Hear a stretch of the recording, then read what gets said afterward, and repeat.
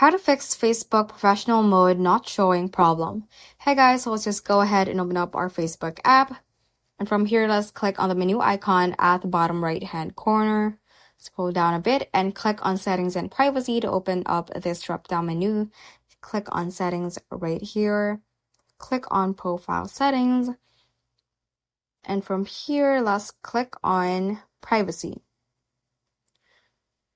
And then what we are going to change is this part right here, who can send you friend requests. So let's change this to everyone. So this would basically make your profile more public and might help in having the professional mode feature on your profile.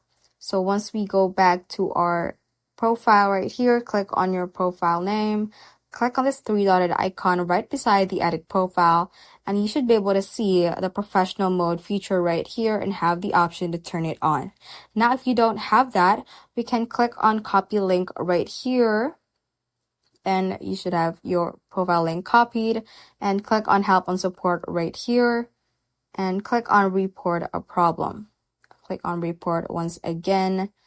You can also choose to include these complete logs and diagnostics in your report to have it more detailed. And what we can search here is professional mode, or just click on profile actually and paste in your profile link.